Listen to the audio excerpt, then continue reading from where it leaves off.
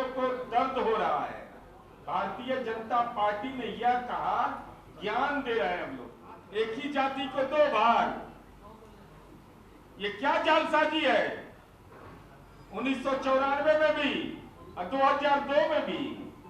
नमस्कार, एक न्यूज़ 24 देख रहे हैं आप और मैं हूं संजीव सिंह आपके साथ। देखिए, जेडीयू के मुख्य प्रवक्ता नीरज कुमार ने अभी भी प्रेस वार्ता को संबोधित किया और जिस तरह से जाति आधारित गणना का रिपोर्ट आने के बाद विपक्ष और कई ऐसी पार्टियां हैं जो सरकार पे हमलावर है और तरह तरह के बयानबाजी कर रहे हैं, इस पर पलटवार करते हुए नीरज कुमार ने उन सभी पार्टियों के बारे में कई सारी बातें कही। उन्होंने साफ तौर पर कहा, यदि बीजेपी या और अधिक पार्टी है जो इस तरह की बयानबाजी कर रही है तो उसको पहले ये देखना चाहिए कि बीजेपी जो है अति पिछड़ा और पिछड़ा वर्ग की शिक्षा का जो है हकमारी किया है। और साथ ही साथ सुनिए कि नीरज कुमार जो मुख्य प्रवक्ता है जेडीयू के, वो क्या कुछ कह रहे हैं। और हम मोरगाछी के इतिहास को भी बताना चाहते हैं, यह जानना बहुत जरूरी है।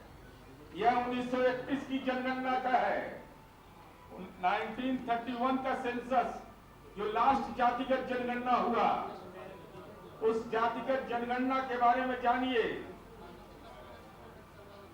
हिंदू घाची और मुस्लिम घाची दो सामाजिक समूह गुजरात में होते थे।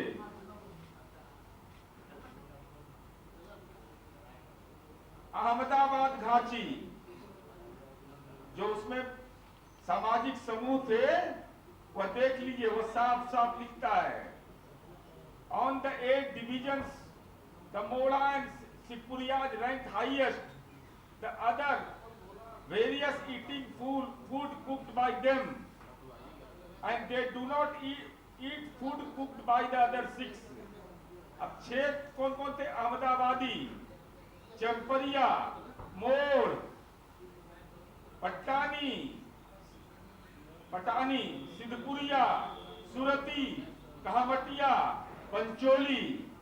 6 सामाजिक समूह, 8 सामाजिक समूह में से के साथ कुछ एक ऐसे सामाजिक समूह थे जिससे मोड़ घाची के लोग उनका खाना मंजूर नहीं करते, उनके साथ खाना नहीं खाते थे, उनको अछूत मानते थे। और हम यह जानना चाहते हैं भारतीय जनता पार्टी से कि अगर आप यह मानते हैं कि आदरणीय प्रधानमंत्री जी के बारे में मैंने बताया कि 1994 में जब मोड़ घाची को ओबीसी में शामिल कर लिया गया तो 2002 में क्या जरूरत पड़ी थी? एक जाति का 2 भाग। ये कहां संभव है भाई? ये तो बिल्कुल लगता है कि भद्दा मजाक बना दिया आपने। और हम यह जानना चाहते हैं आदरणीय प्रधानमंत्री जी से कि मोड़ घाची अगर पिछड़ा है, जिसका दावा आदरणीय प्रधानमंत्री जी और भारतीय जनता पार्टी के लोग कहते हैं, तो 2 ही स्तर पर होता है ना, सामाजिक और शैक्षणिक स्तर पर। तो मोड़ घाची 1931 की जनगणना में इसका साक्षरता दर था 40.59% और राजपूत जाति का साक्षरता दर था 15 से 20%, पटेल जाति का 25 से 35%। तो जिसका साक्षरता दर 12 से 15 से 20%, राजपूत का, पटेल का 25 से 35%, वो रहेगा अगला। और जिसका साक्षरता दर है 40.59, वो रहेगा पिछड़ा। ये कहां का पैमाना है आदरणीय नरेंद्र मोदी जी? यह साफ साफ बताइए, क्योंकि 1931 की जनगणना के बाद देश में कोई जनगणना नहीं हुआ। तो कौन सी वो रिपोर्ट है जिस रिपोर्ट के आधार पर आपने पिछड़ा समुदाय में इसको जारी करने का नोटिफिकेशन जारी कर दिया? और साथ ही साथ हम यह जानना चाहते हैं, आपने तो उत्तर प्रदेश के कन्नौज में कहा, जो मैंने वीडियो दिखाया था, कि हम पिछड़ा नहीं, पिछड़ा के बेटा हैं, हम अति पिछड़ा हैं। तो हम यह जानना चाहते हैं कि जब गुजरात में अति पिछड़ा समुदाय ही नहीं है, उसका वर्गीकरण नहीं हुआ, काका कालेलकर आयोग की रिपोर्ट के समय भी यह सुझाव दिया गया था, तो आप अति पिछड़ा कैसे हो गए? अब हम यह जानना चाहते हैं मोदी जी और भारतीय जनता पार्टी में अगर दम है तो हम चुनौती दे रहे हैं।